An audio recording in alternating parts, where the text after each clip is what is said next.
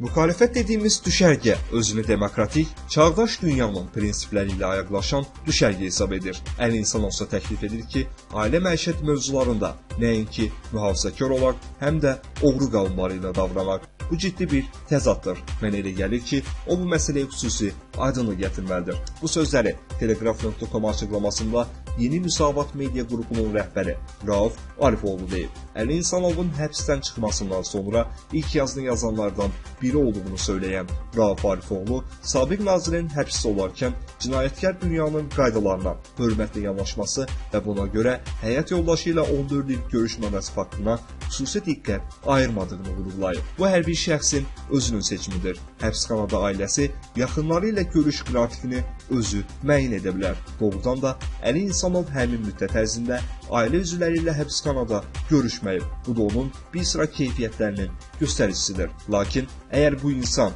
ictimai fiqurdursa və hakimiyyətə gəlmək, yaxud müxalif düşərgəyə rəhbərlik etmək iddiasındadırsa, biraz fərqli davranmalıdır. Onun bütün keyfiyyətləri mütləq təftiş olunacaq. Bu baxımdan onun iddia etdiyi status, o cür davranış norması bir-birinə uyğun gəlmir. Əli İnsanov ailə məişət münasibətləri, dar gündə ailə üzvlərinin bir-biri ilə davranış normalarına, oğru qanunlarına görə təklif edirsə və bunu gələcəkdə Azərbaycana model kimi gətirmək istəyirsə, bu böyük təhlükədir. Çünki həbsxanalar ayrı, cəmiyyət ayrıdır. Azərbaycanda isə biz açıq cəmiyyət olmasını istəyirik. Rauf Arifoğlu'nun fikrincə, belə bir şəxsin ümumiyyətlə siyasətə buraxılması risklidir. Bu dəyərlərlə yaşayan insanın siyasətə, onun mərkəzinə gətirilməsi Azərbaycanda mövcud olan dəyərlərə münasibətdə türk ilgi üçün müəyyənləşən əxlaq davranış və ailə məişət münasibətlərinə tamamilə ziddir. Çətin gündə türkün qadını da döyüşə qoşular,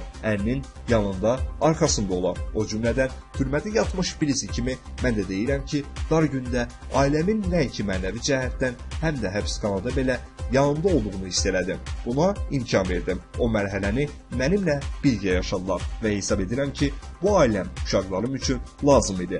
Bununla bağlı Əli İnsanovu qınayıram. Təklif edirəm ki, bu məsələyi yenidən aydınlığa gətirsin. İzahat versin ki, bu onun ailə məişət münasibətlərinə baxışıdırmı?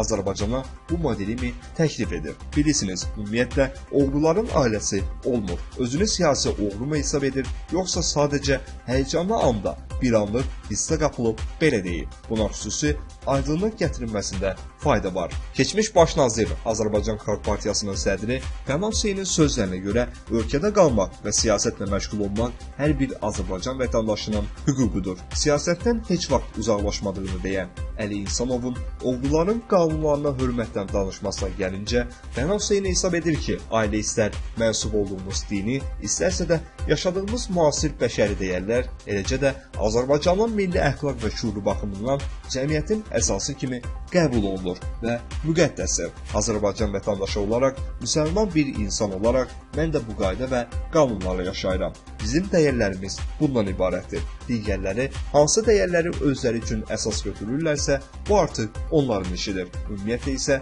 düzdür. Hörmətli Əli müəllimin dediyi sahəyə o qədər bələd deyilik. Amma məncə akademikin dediyi aləmdə də belə bir qanun yoxdur.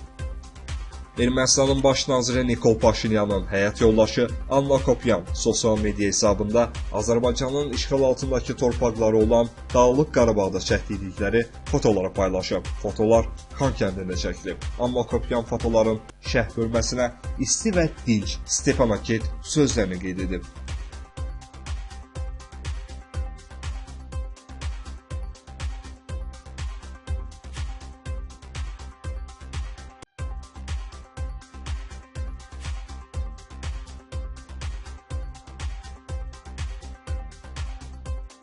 Azərbaycan millisi çox təhlükəli komandadır. Bu seçmə mərhələnin əvvəlidir. Bizim üçün yaxşı start götürmək vacibdir. Oxu.azın məlumatına görə bunu Xorvatiya millisinin futbolçusu Luka Modric deyib. Mən Azərbaycanla oyunu xatırlayıram. Onlar sonuna qədər mübarizə aparırdılar. Sabah azarkeşlərimizi sevindirməyə çalışacaq deyə o sözlərinə əlavə edib. O öz növbəsində Xorvatiya millisinin baş məşqçisi Zlatko Dalic qeyd edib ki, rəqibə hörmətlə yanaşırlar. Bizə asan rəqib düşməyib. Azərbaycan millisinə Nikolo Yurkeviç rəhbərlik edir. O komandanı yaxşı tanıyır və bizə çətinliklər yaradacaq. Hazırlıq üçün az vaxtımız olur. Favorit olduğumuzu bilirik. Ancaq diqqətli və səbirli olmalıyıq deyə o bildirib. Qeyd edək ki, millimizin Xorvatiya ilə görüşü martın 21-də yerli vaxtla saat 23:45-də başlayacaq.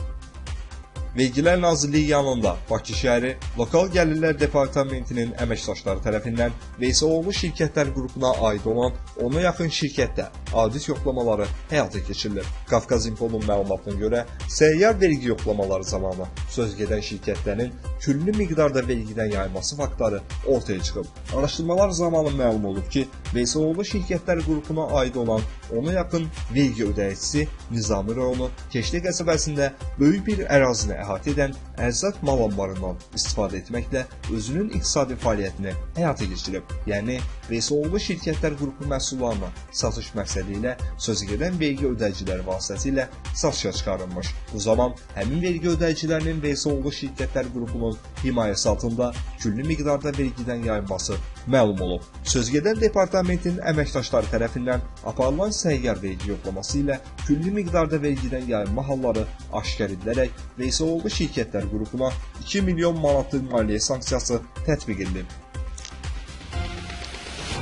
Samux rayonunun Karayeri qəsəbəsində bıçaqlanma hadisəsi baş verib. Bu barədə Oxu.azın regional müxbiri məlumat verib. Qəsəbə sakini 1964-cü il təvəllüdlü Dilbər Məhərrəmova yaşadığı evdə həyat yoldaşı tərəfindən bıçaqlanıb. Yaralı dərhal xəstəxanaya yerləşdirilib. Əməliyyat olunub. Vəziyyəti orta ağırdır.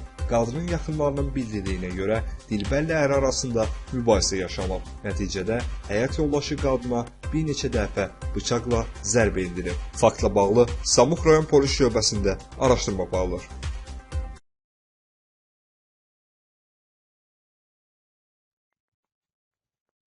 Salam əziz izləyicilər.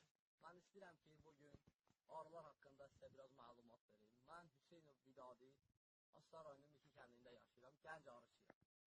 Yəni ki, 120-yə yaxın arım var. Arılarımın 50-yə yaxın arım buradadır. Qalan hissəsi isə, yəni ki, çəmən bitkilərinə onu ayrı yerdə qoymuşam. Orada bal gətirir. Burada gördüyümüz, yəni arıları şəmi çəkdiyinə, bura arılarımızın qoyduğu yer Aslar rayonunun iki kəndi dağlıq ərazidir və gördüyümüz dağ İlkan Milli Parkının səhrədidir. Yəni arılar həm Astaran meşə fonunu, Astarada olan, yəni dağlıq ərazidə bitən bitkilərdən bal yığır, həm də İlkan Milli Parkında bitən minlərlə bitkilərdən və min bir dərdin dərmanı saydığımız bitkilərdən bal yığır. İndi istəyirəm ki, yəni ki, arıları hələ bura təzə gətirmişik. Hələ burada arılar bir aya yaxın, yəni ki, məhsul gətirəcək. Güllər, çiçəklər burada hələ təzə açıb. Yəni, çəkdiyinə göstərə də bilərik. Yəni, burada əsasən bal gətirir.